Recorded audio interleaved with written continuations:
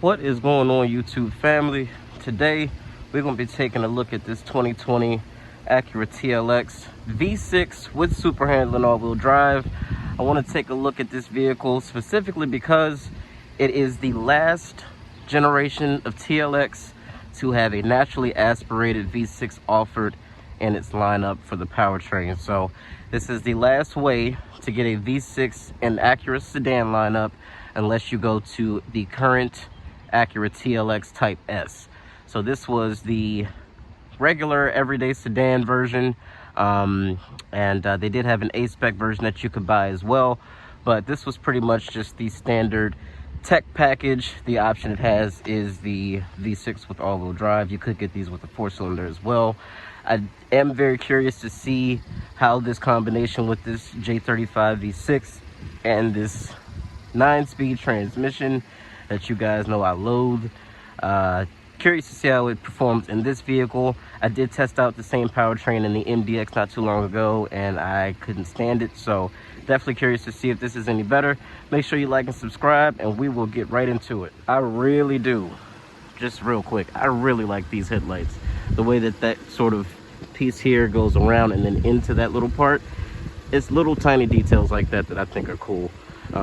So just random, but yeah, there you go. I do really like these wheels too. These are a lot nicer than the wheels that come on the tech of the current TLX. Let me see if there's any back here. These are all A-specs. This is the closest thing, but just imagine this wheel all one sort of light gray plasticky finish, alloy finish. I do like these. This is an advance, but the other ones, the newer ones on the tech package, not a big fan. This looks a lot better to me.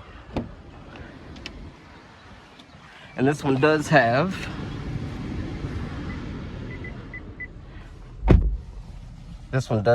the is it still fucking recording? This one is trimmed in the gray interior.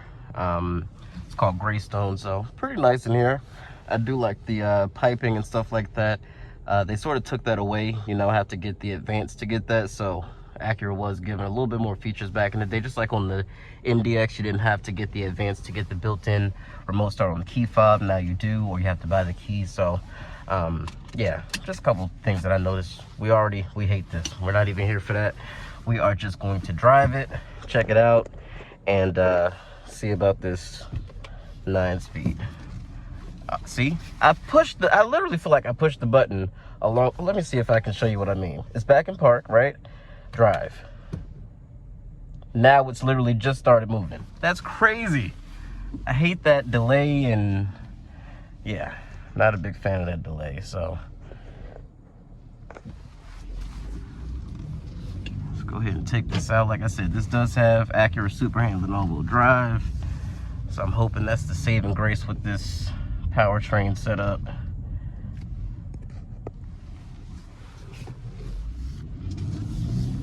And then it takes a second to get itself down in the first gear, and then it's kind of jerky when it does. Anyway, let's just appreciate this V6. Sounds so good. J35 has always had that classic Honda sound that we love so much.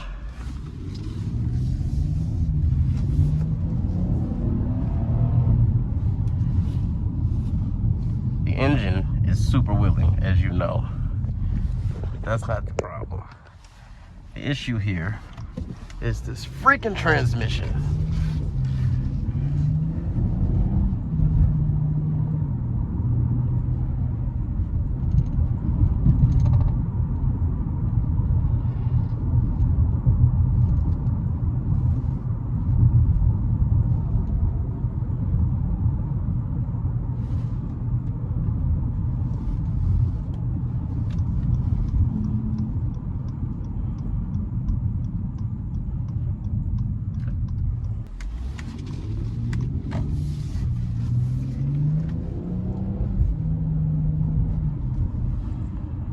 And I almost feel like if this transmission was just programmed correctly, it would be okay. But the way that it's been programmed by, it seems like every single manufacturer that's ever used it so far anyway, I'm just not impressed with you guys' tuning ability, I guess. Or the transmission is just shit. One of the two things. Either you guys can't, but I can't imagine this transmission is spread out across so many different brands. And nobody could seem to really get it right. Again, I still need to drive the new Pathfinder to see if it's any good in that, but my hopes aren't super high.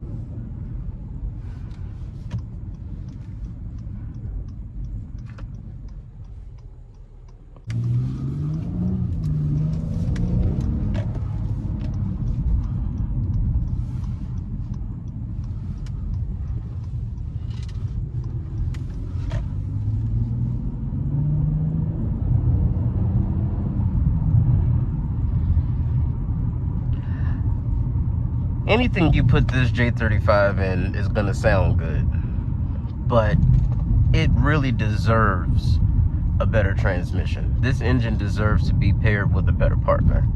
This partner is toxic as fuck.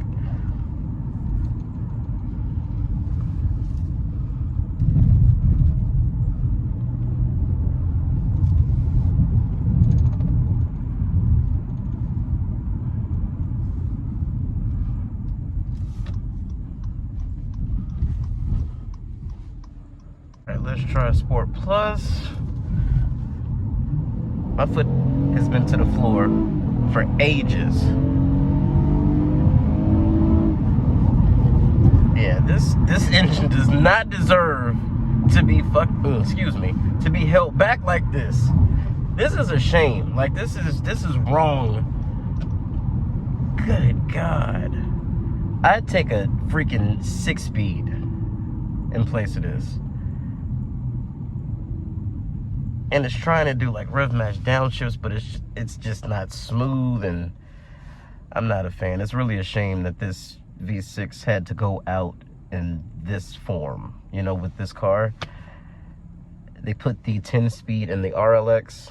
I really wish they would have thrown it in here for the last year, but they just did the full redesign and said, screw it, we'll just do the 2-liter turbo, put that with the 10-speed, then do a 3-liter turbo, that'll be the Type S, and that'll be with the 10-speed too.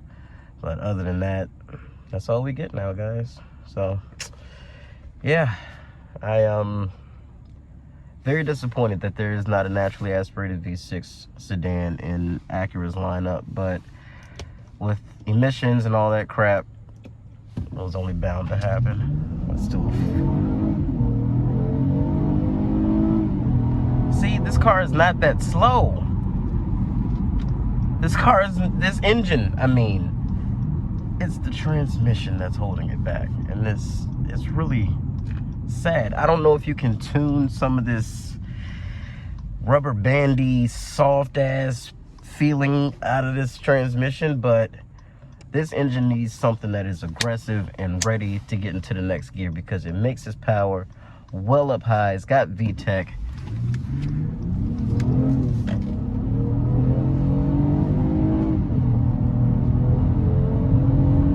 Of course, because it has super handling all-wheel drive, I am able to sort of just keep it pinned around corners, but that's about the most dynamic thing about it. Besides this engine that is just being suffocated by this 9-speed. That's all I can say, because this engine has so much potential. So much potential. I'm not even going to do my full normal test drive route. I would normally go down a ways and go back. I'm just going to go on back, because I don't even... Driving this car now is pissing me off, because this car is like a kid that you know is incredibly intelligent and incredibly capable, but they just don't try, and they come back with bad results, and then they're like, oh, I got bad results. Well, yes, you got bad results. You didn't apply yourself. You're not applying yourself, Smokey. I don't think you applying yourself, Smokey. Huh? This is what that feels like to me. It's disappointing because I know that it could be better. You know, if this were a piece of crap brand, or, you know, something that was trying to change its image after years of being looked at as horrible, I could understand this being its best go-to. You know, Nissan just got out of the freaking CVT realm and finally put a stepped automatic transmission in their Pathfinder, and it happens to be this freaking unit. I swear I hope it's better in that car. It doesn't matter, I'm not buying one, I'm not interested in one, but I just hope that somebody finally, after all these years, has gotten this freaking transmission right. It started out in the Range Rover Evoque back in, I think, 2013 or 2014. Whenever that car came out, that was the first car to get it. And then it trickled down to shittier products. Chrysler, Jeep, Dodge, Renegade, Compass, Chrysler 200. All these shitty cars have this freaking shitty transmission. This is not a shitty car. I'm talking to you, I'll look at you. Not on my watch. Not on my watch.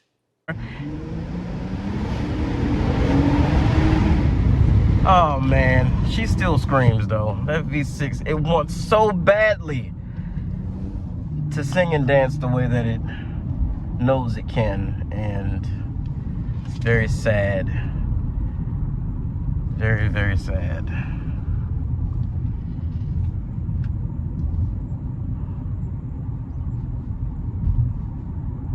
Nice car overall, but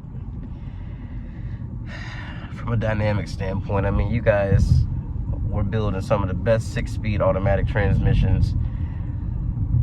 You know, take your unit and add a couple overdrive gears, do something. But to just be so lazy to take, not just take a transmission that's already existing, but use one that's been in such shitty products. What were you thinking about? You drive a Honda Pilot, the previous generation, not the one that just came out, you have this same horrible transmission. You too have to wait 2 to 3 seconds before the car actually engages fully into gear. And I'm gonna show you what I mean by that too. Say I was an idiot and pulled out into the crosswalk, right? Or I just wasn't paying attention. And I wanted to quickly put this car in reverse and back up. You see how long that took for it to actually go? Now I'm gonna hit drive. I gotta go. It just started taking off. You know, so let's say you're in an emergency situation and the car is just not responding to what you need it to do. That's dangerous. A laggy transmission is a dangerous thing to have. So, screw the dynamics, screw the fun factor. I just don't know how safe that ZF 9-speed is. Just because it's so unresponsive. Notice I haven't touched the paddle shifters. I'm not even gonna play games. This is why. Why would I even do that? Foot's almost to the floor. Wow. This thing is incredibly held back. And that's very disappointing. But anyway, guys, I was thinking about grabbing the keys to a Honda Odyssey and showing you guys how bitchin' those things are. Because that one over there, I just traded, that white one, that's got a proper, I think that's a 5-speed automatic transmission in that generation. Might be a 6, but I'm 99% sure it's a 5. And that thing will light up the front tires like nobody's business. It holds gears properly. It's not trying to prove to me that it's programmed and calibrated the right way. It's just what it is. Very honest vehicle. And it's fast. All right, guys. Just want to thank you for tuning in today. Make sure you like and subscribe. Definitely got more content coming. And I will catch you in the next one. Peace out.